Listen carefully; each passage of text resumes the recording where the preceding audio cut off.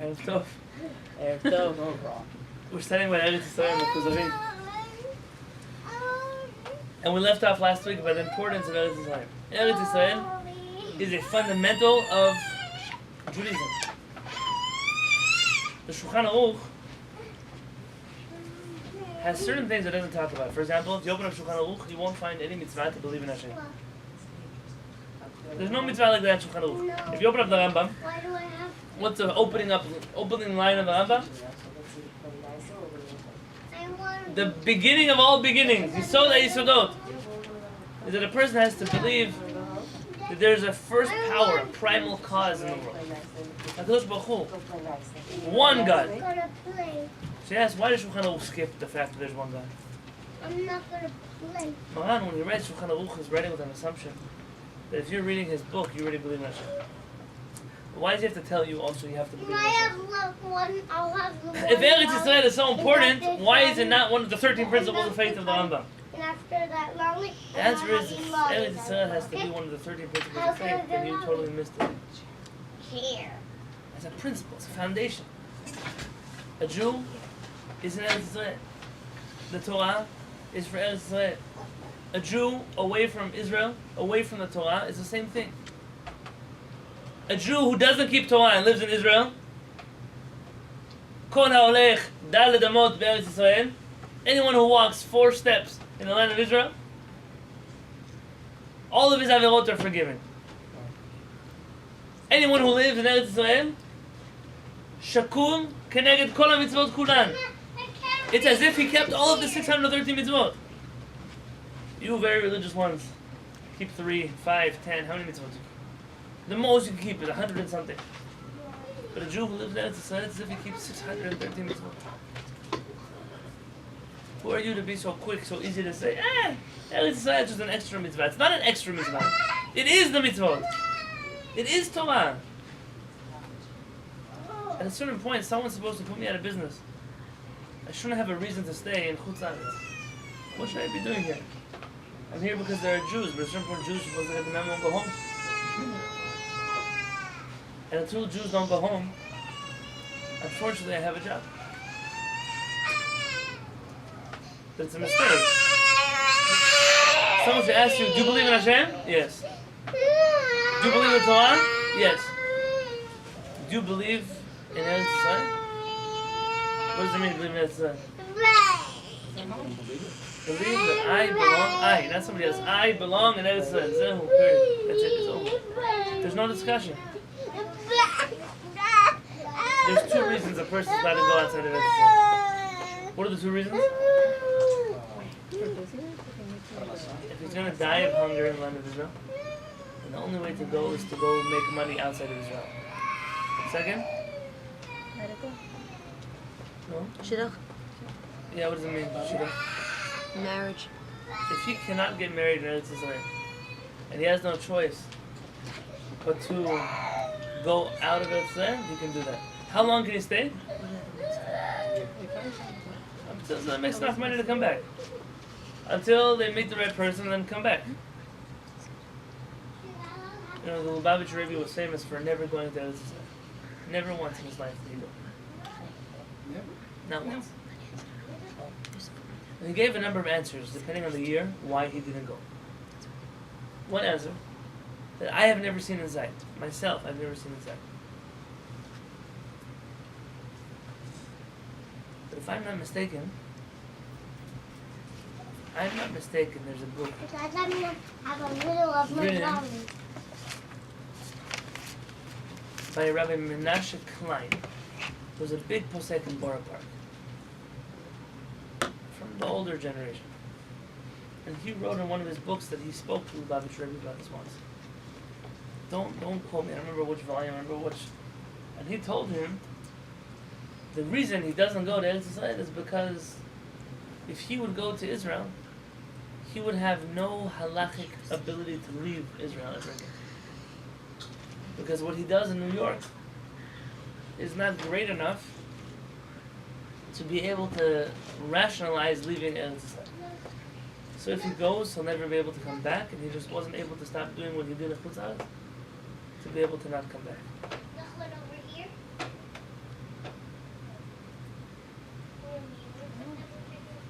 Ishmael wants our land. So what do? They fight us for it. What do the Jews do? They go to Balboa Park and hold stupid posters. They support AIPAC.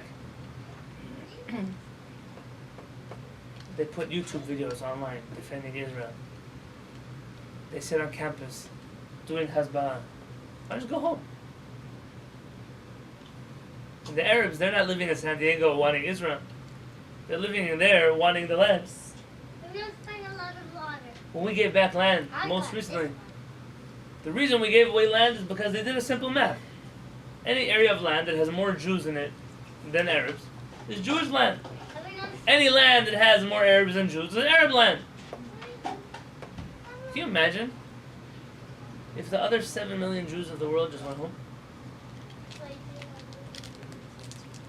And instead of a state of Israel that has 7 million citizens, 1.5 million which are Arabs, you'd have a state of 14 million Jews, 1.5 million of which are Arabs. Imagine. But it's not new. Kuzari says, ועליה נתקנאו יצחק וישמעאל. יצחק and Ishmael fought over this land. ונדחה ישמעאל כקליפה. Ishmael was blown away, page 158. Ishmael was blown away like a shell, like a shaft of a... You take a grain out, and just the shaft blows in the wind. אף על פי שנאמר בו, even though it says about him, הנה בירכתי אותו, I blessed him, והפרעתי אותו, and he'll be multiplied. That's what we say about Ishmael in the Torah. ונאמר ביצחק אחר כן, ואת בריתי אקים את יצחק, and right afterwards it says, I will establish my covenant with יצחק. הוא רוצה לומר, כי דווקא בעניין האלוהי והטובה בעולם הבא, ואין לישמעאל ברית ולא לעשיו, ואם הצליחו. Even though Ishmael and Esav may have become successful in the blessings that they got, they multiplied, absolutely. There's more Ishmael and Esav than there are Yitzchak in the world. But none of them received the divine gift of being a child of Avraham Avinu, and none of them received the land of Israel. ועל הארץ הזאת נפלה קנאה בין יעקב ועשיו בבכורה ובברכה. And on this land there was also war between Esav and Yaakov.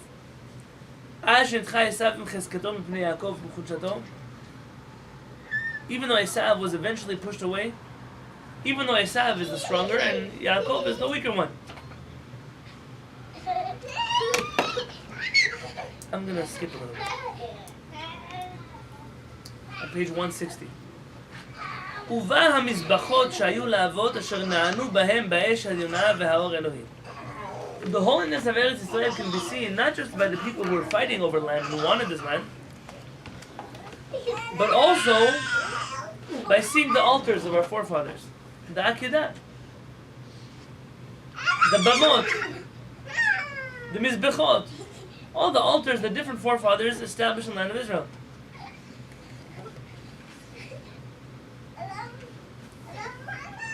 וכבר הייתה עקדת יצחק אבינו בהר שלא היה בו יישוב. יצחק אבינו was already on the altar in a place where there were no people. הוא הר המוריה, it's the Mount Moriah. ונתגלה הדבר בימי דוד שהיה מיושב, and then also you see it again in the times of David when people lived there. כי הוא המקום המיוחד, המוכן לשכינה. That is the place that is prepared for the Shekhinah. What is הר המוריה? That's where the Bet Mikdash stands. והארבנה יבוסי עובד וחורש בו, כמו שאמר ויקרא אברהם שם מקום ההוא, אדוני יראה. And ready you see that Aravna, the Yevusi, what's a Yevusi? Jewish? What is it? Yevus, it's from the nations of Eretz Yisrael. He's working the land and he's plowing the land. ובאר בדברי הימים כי בית המקדש בנוי בהר המוריה. And our rabbis tell us, by the way, you know that the whole Tanakh doesn't tell you where is the Bet Mikdash. Hashem tells you to go to this place, but it doesn't tell you where that place is. You're not going to find it in the Chumash. In Divrei Hayamim, we found out for the first time that Har HaMoriah is the Temple Mount. That's where we're supposed to go. I'm going to talk about that in a minute. The Rambam Moreh Nevuchim asks why. Why is the Torah so secretive about where we're supposed to go? ושם מבלי ספק המקומות שראויים להיקרא שערי השמיים. Eretz Israel also contains places which are worthy to be called שערי השמיים, the gates to heaven. הלא תראה יעקב אבינו שלא תלה המראות אשר ראה לא בזכות נפשו ולא באמונתו ובאור לבבו. Yaakov Avinu, he sees visions in the land of Israel. He doesn't say it's because he's a prophet. He doesn't say it's because he's pure. אבל תלה אותו במקום. He says the reason I have these visions is because I'm no longer outside of Israel. I'm inside of the land of Israel. כמו שאמר, like he says himself, וירא. This is the pasuk of Kehillat HaShamayim. וירא. Yaakov Avinu was in awe. יראת Hashem, יראת שמיים. ויאמר, מה נורא המקום הזה? How awesome is this place? How great is this place? אין זה, and it's not here in the verse, but it's inside of your siburim. אין זה כי בית אלוהים, וזה שער השמיים. This is the house of Hashem. These are the gates to heaven. ועליו אמר קודם לזה, ויפגע במקום, הוא רוצה לומר, המקום מיוחד. When he arrived at the place, what does it mean he arrives at the place? The place. Eretz Israel. Har Moriah. The Temple Mount. Last week I started telling you about what we discussed today. As I meant to discuss last week. According to Rabbi Yonatan Halevy, could be there are those who argue. But according to Rabbi Yonatan Halevy, Avraham Avinu did not offer any sacrifices until he enters into the physical borders of the land of Israel. The real reason? What's Avraham Avinu's war in life? What is he fighting for his whole life since he's a child? If we say he's a child, by the way, how old is he? 75. There's 3. Well, 75. 3. 3. Can you imagine Avinoam or Elchanan discovering Hashem and becoming the greatest warrior for Hashem in the world?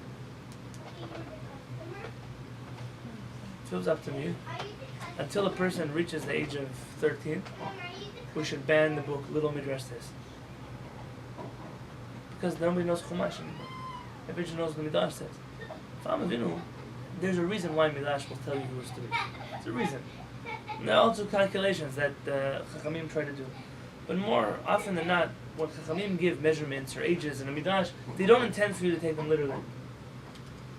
Paro, how tall was Paro? My size. Your size, shorter. It says he was 1 amah tall. How much is an amah? 18 inches. Amah is from here to here. 18 is a foot and a half. Moshe Rabbeinu, how tall was he? Midrash says 40 feet. 20 amot. 20 amot.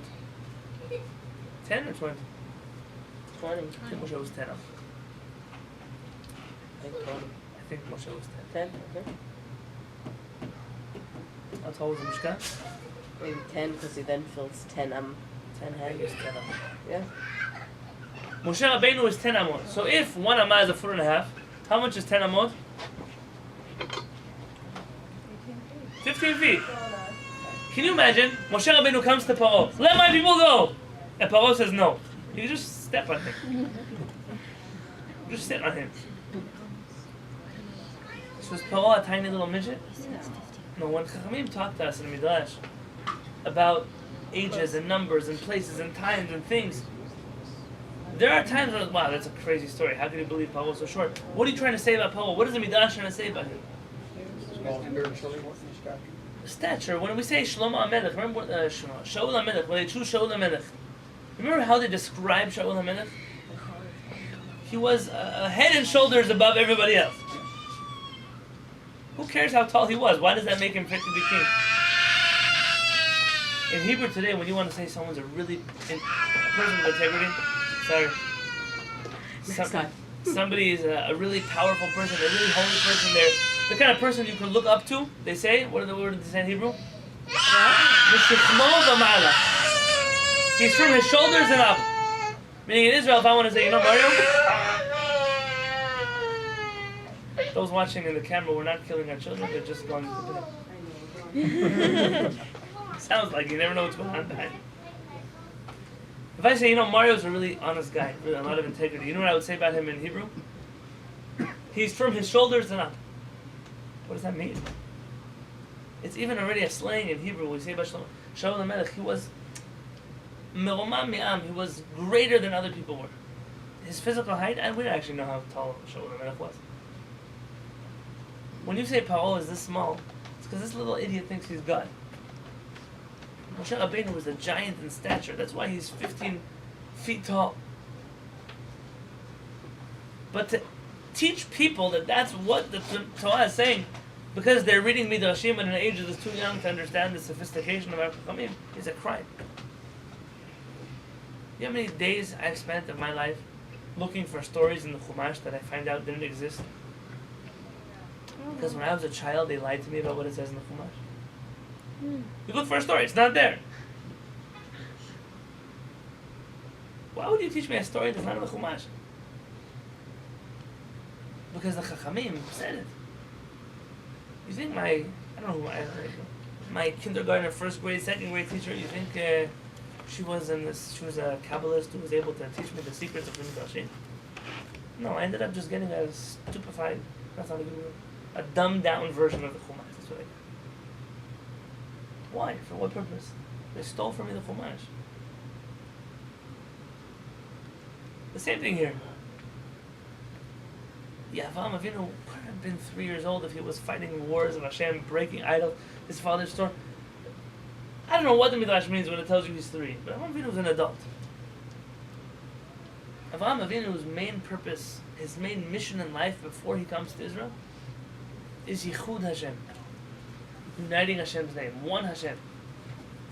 So this generation desperately needs an Avraham Avinu.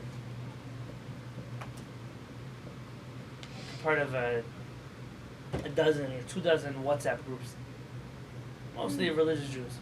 They're already muted because of the heavy link I get every day, nonsense I get through there. Today, in the 7th hour of the 7th day, in the 7th week, in the 7th minute of the 7th, the skies of heaven are open and you pray now and Hashem listens to your tefillot. And they list me a name of some Rebbe with a long village in Poland somewhere that said this. You really believe in that religion? The 7th minute, the 7th time, the 7th hour. Whose watch? Atomic clock, Israel time, America time. Where was happening? Where's the time zone? How come Moshe Rabbeinu didn't get the memo in Har Sinai that there's a special time a year where Hashem listens to people's prayers, and the rest of the year forget about it?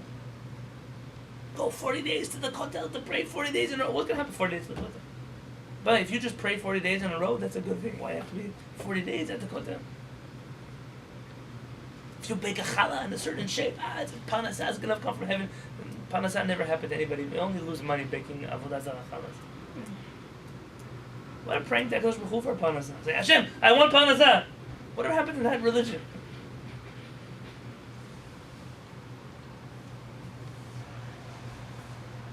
Am Yisrael today needs someone to come back and reunite Hashem's name with its original purpose, because today Jews don't believe in one God. I'm speaking harshly about it. They don't believe in one God. I already heard from a rabbi, not that you can go pray at rabbis' graves. We have maybe an origin for that in rabbinic literature. You can go to a rabbi's grave and pray to the rabbi. No. Yeah. There's a big Sephardic Chacham who said this, and a big Ashkenazi Chacham who said this also. It's crossed borders. It's not an ethnic war over here. You're gonna go pray to a dead body. Now, even if you could, let's say it wasn't allowed, you'd want to? No. Why not pray to Hashem?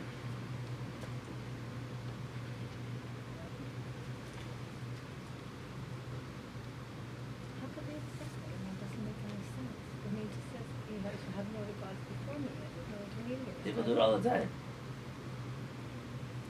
So it's praying at Yeshka, Christian prayer. Listen, this one's better than Yeshu. And you can even argue with me that there's room in Jewish tradition to say such things. Someone already did. But why do you want it? Why not be the child of Avraham Avinu? Yichud Hashem, Avraham Avinu went down into the books of history. They're bringing belief in one God to this world. Even when the Mekubalim came out with their ideas of 10 Sfirot and all of this, one of the Yemenite Chachamim wrote, the Christians, they believe in 3 gods. But the Kabbalists, they believe in 10. You have to understand. I'm not accusing. Who am I to accuse Mekubalim of anything? Well, it's coming to I'm a regular Jew, learning regular Torah. Why can't I just believe in one Hashem? Without all the other stuff that goes along with it. Why do I have to get involved in that? You want to tell me there's secrets, the Torah, secrets of the universe, only the Mekubalim understand? Fine, I didn't say none. But who are we? Why not just be children of Avraham Avinu? Moshe Rabbeinu. So Avraham Avinu decides no sacrifices outside of the land of Israel. You can't do it. Why? Can't exactly that temple anyway. No, there's no temple in Avraham Avinu's time. So why not? No. He's afraid. Listen, all the other religions also have sacrifices. We have sacrifices, they have sacrifices. They're going to see us killing cows on top of altars. They're going to say, oh, look, they're just like us. Avraham Avinu says, when I'm out here in Chutz La'aretz, I'm fighting a war against idol worship. That means never should a non-Jew be able to look at us and say, oh, look, the Jews have these pagan customs going on.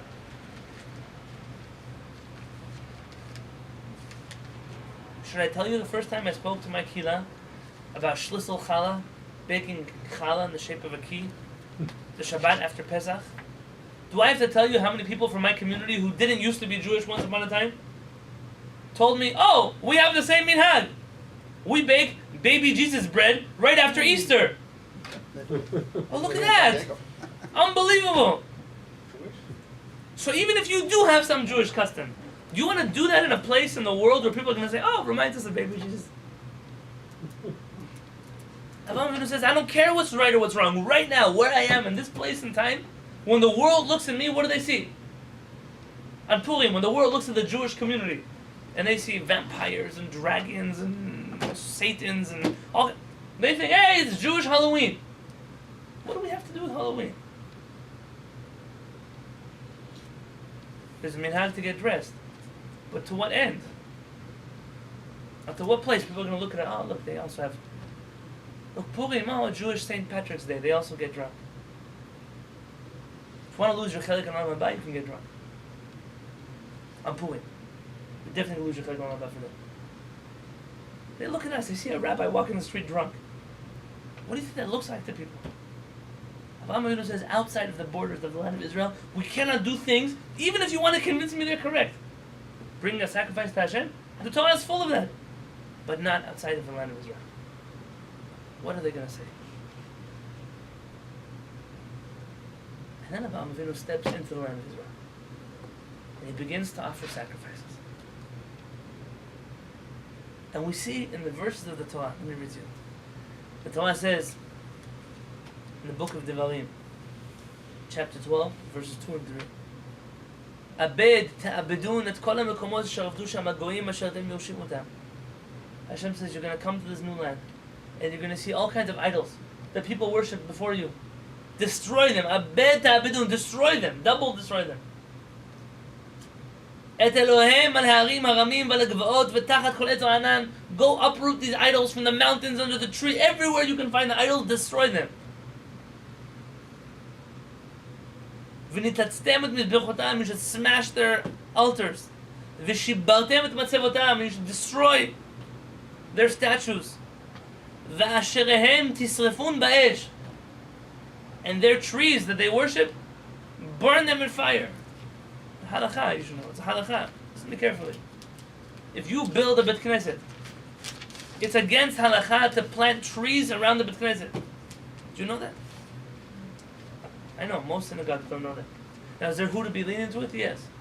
But there was a time the nations of the world, around their little houses of idol worship, they would plant trees and worship them. And so Chachamim took it upon themselves, we don't have trees. It's for this reason the Lithuanian Jewish community has a minhag not to bring plants into the synagogue for Shavuot. The Hasidim and the Sfaradim, we decorate the whole synagogue with plants. And they say, no, we don't do it. The Gaon of Vilna says, well, they're going to say now I'm bringing a Christmas tree into the synagogue. That's how far away I have to stay from this.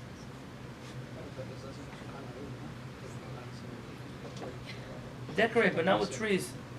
Upsilei Elohem tigadeun, and the idols of their that they worship, chop them down. V'badetem et shema min hamakom hahu, and destroy, obliterate their name, erase their name from that place. So nobody should come in here and say, oh, here used to be a place where they worship idols. Here, nobody even knows about idols. That's one mitzvah. to destroy idols. Sometimes I have this Yetzirah. I see an idol somewhere. How much could I pay for it? I'll pay it, I'll buy it, I'll break it. Not in front of anybody, just in my backyard. But then I say I'll go broke. How much can I offer them? Hey, you want $5 for your Avodah Zarah?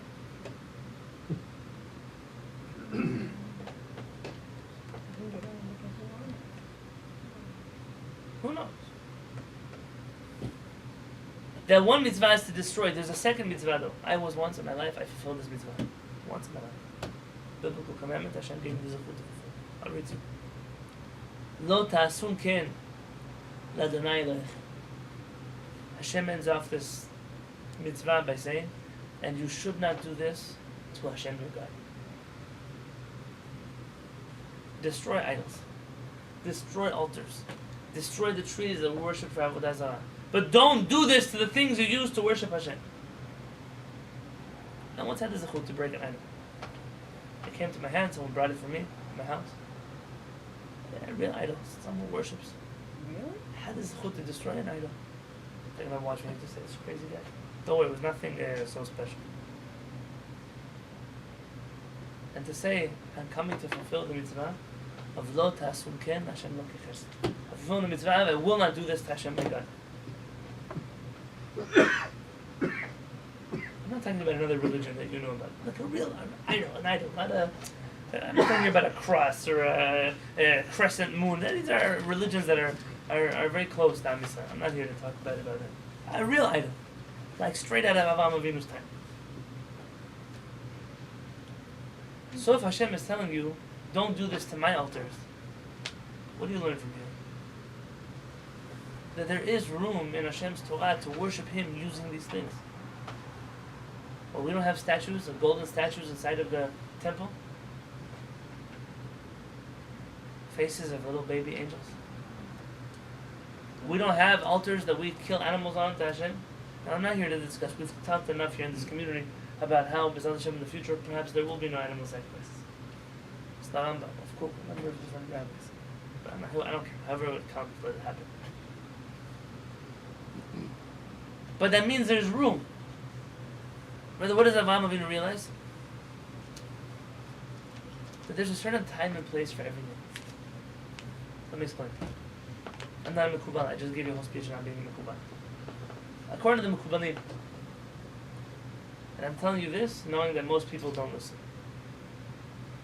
According to the Mekubalim, it's forbidden to walk on the earth barefoot. Period. Ever. Also to sit on the earth barefoot.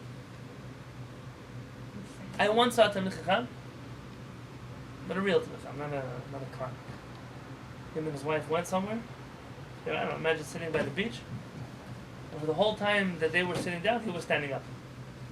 He wouldn't sit there. He didn't have a chair. And his wife didn't care. Maybe put a blanket, put something, put a piece of paper, don't something. Why? Again, I don't understand this.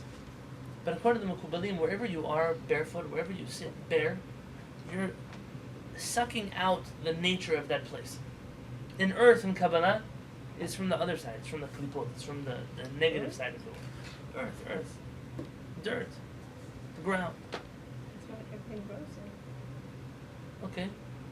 It grows in cow manure too. This is not it grows. It can give life. But it's from the other side. Dirt is a person without Hashem inside it. Except we find an exception to this rule. Let me read to you again. Moshe Rabbeinu comes to the burning bush. Shal na'alecha ma'al raglecha ki hamakom asher ata omed alav admat kodesh hu, says Hashem. Shmot chapter 3 verse 5. Moshe Rabbeinu, take off your shoes. Don't tell me he was wearing socks. He wasn't from Mashal. He didn't wear socks. He just wore sandals, open-toe shoes. He takes off his sandals and he stands in the bare earth. Why do you stand barefoot here, says Hashem? Ki admat kodesh. This is a holy land. You find again with Yoshua. Vayomer sar tzeva Adonai. This is Yoshua chapter 5. El Yoshua He tells Yoshua, Sha'al na'alecha mal raglecha. Take your, again, similar, take your shoes off. Ki hamakom asher ata omed alav kodesh hu. Because the place where you're standing is holy. Meaning, in this place, it's okay if you take it from the ground. In this place, it's okay if you absorb from the nature of this place. Because this place is innately holy. Take everything you can get from here. There's another place we went barefoot. The Ben Mikdash. The Ben Mikdash. Even today, if you have the zechut to go to the Temple Mount, you can't come with leather shoes. Even today. Come with something else. It's a place, a different kind of place here. Avraham Avinu says, outside of the land of Israel, I can't offer offerings. But inside of the land of Israel, there's a whole different nature. This is home. This is where a Jew could just close his eyes and say, I'm absorbing everything that's here.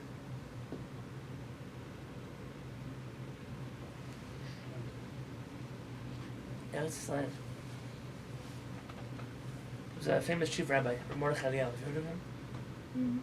Chacham Mordechai Eliyahu. He was the chief rabbi after who? After Rabbi Bar Yosef. Chacham Mordechai Eliyahu, as soon as Hebron was taken back from the Arabs, and we conquered Hebron, he was the first person to get there with the soldiers. And he comes to the soldiers and he sees them.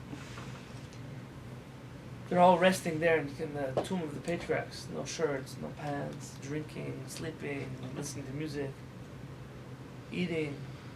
Just, the war's over. The Arab caretaker, the chief Gana, the chief thief.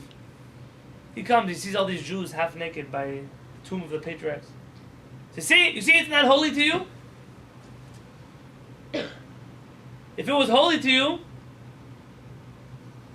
you wouldn't dress like this here. You wouldn't act like this here. You'd be like us. You'd come with reverence, with respect, with admiration. Started screaming at him. So you better be careful because I want to throw you out of here. But just before you go, let me tell you, the reason why you have to dress so nice is because you're a thief. You want to sneak in here like a snake. So you have to make sure that you don't go unnoticed. That people respect that you're here. He says, but these are the children of these people. You think after 2,000 years of not seeing your parents, there's a parent going, oh, sorry, you can't come visit me because you're not wearing a suit and tie. He says, their mothers are saying, just come home already. I don't care. Sleep, eat, drink. Don't even talk to me. Just be here. That's how Am Yisrael looks when they come home. You're going to complain. We don't treat it as holy as other people do. Only a fool says such a thing. We're home. We're home. Harav Ben Zion Mer Chai Uziel, our first chief rabbi of the state of Israel, was asked to speak at the opening games of the Maccabean games in Israel. And it was on a Friday night. That's when the opening game was. And he tried very hard to make them move the game till after Shabbat, or at least start before Shabbat. They wouldn't listen to him.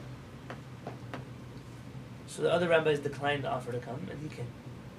Right before Shabbat, he gave a speech there. Thousands of Jews from different places around the world came to play sports on Shabbat in Israel.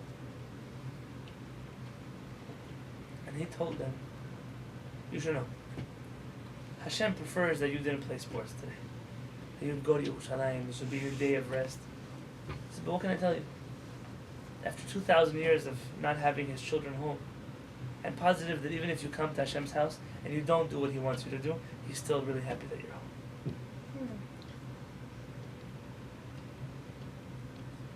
Eretz Yisrael, it belongs to us, to nobody else. The world fights us and they're still going to fight us and we're never going to win.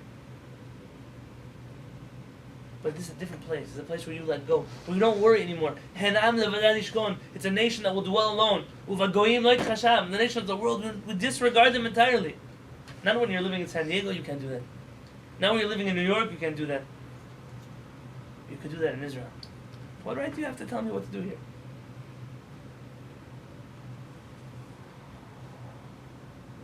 What right do you have? This is my land. It's my home. It's my place. So the story of taking off shoes, and I'll end off with this today.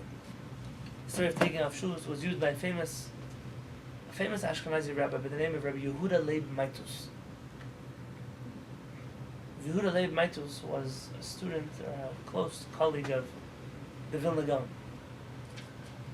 There was a king Pontifievsky in Europe. I believe he was in Poland, but don't hold me to it. And he demanded the Jews come to a debate with him. And that if they lose the debate, he's going to expel the Jews from Poland. And if they win, he'll let them stay. It's not if you stay, we'll make you king. But if you win, we'll let you just stay here as miserable subjects of this kingdom. And so he starts looking for a rabbi who's going to debate. What were they going to debate? Not Christianity and Judaism this time. The Karaites, the Karaim, had gone to King Pontifievsky and said, we're the real Jews. Now, I don't know why you'd want to be the real Jews in Poland. I'm not really sure as to the motivation of the Karaites in the story. Then we're the real Jews, and those rabbinic Jews are just fakers.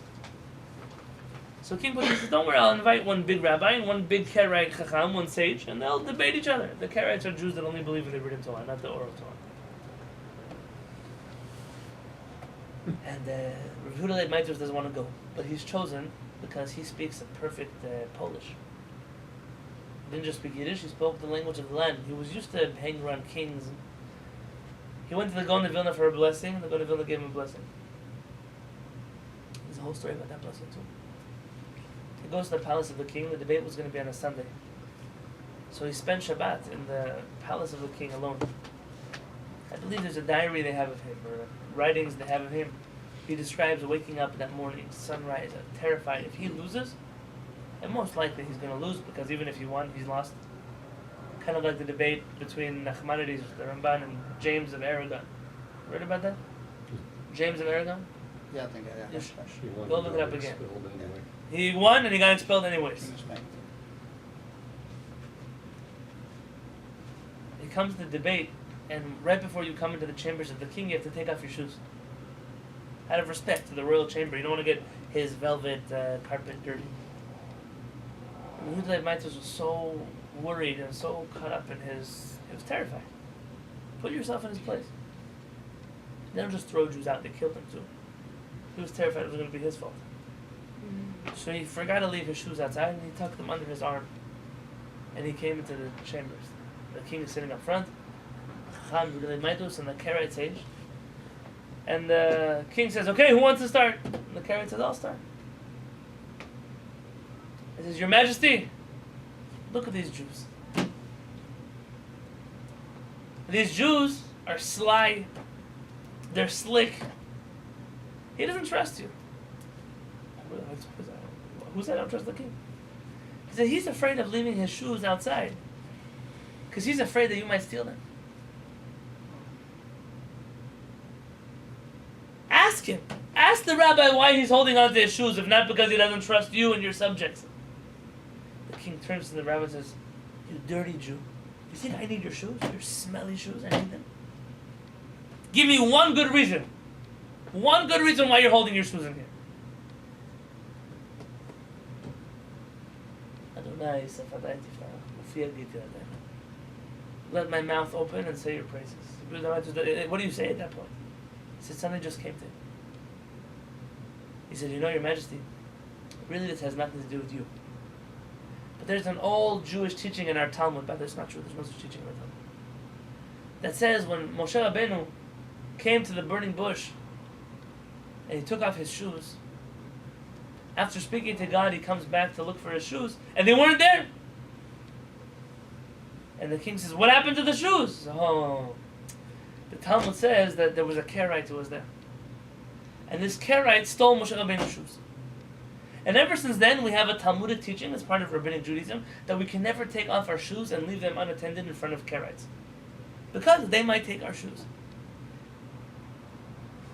The Karaite sage are screaming, Sheker v'kazav, it's a lie. We never had such a thing. What are you talking about? The Karaites only came into existence about 1,000 years ago, when Anan, the first Karaite Chacham, started the movement. And the king says, Oh, you're telling me you guys weren't around in the times of Moses? And the Karaite Chacham lost. And Rabbi Yonatan Halevy came back to the Gaon of Vilna and said, "It was your blessing because I didn't know about this piece of Talmud until I made it up standing in front of the king." Taking off your shoes, because Israel is the kind of place you could just take in. To think that so many people go to Israel for nonsense. You go to Israel for a convention, you go to Israel to see Tel Aviv, you go to Israel to go to there for a year of yeshiva or seminary to get drunk, to do drugs, to hang out with girls, boys. For what purpose? That's what we go to Israel for. That's what we want to absorb. Just the land, just the earth. My grandparents came to Israel, they crawled into Israel. They got off an airplane and kissed the ground of Israel. I do this every single time. Used to get off the bus. You could get off a plane, go on a bus to the airport.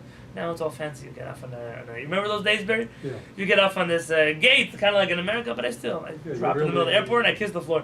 People think I'm crazy, so then I wait till I get to HaShamayim, and as soon as I get out of my car or my taxi, I drop on the floor and I kiss the ground. I did that the first time. My wife thought I was crazy. Good. Be crazy. This is our land. This is our stones. The Ben Ish Chai Alav Shalom. It's not easy because you get on the tarmac. It's true.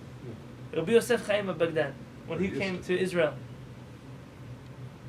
to go pray in different places, he brought back to his synagogue in Baghdad rocks from Israel and dirt from Israel. And at the entrance of the Beit Knesset, he sprinkled all the dirt and he put in the doorpost the stones.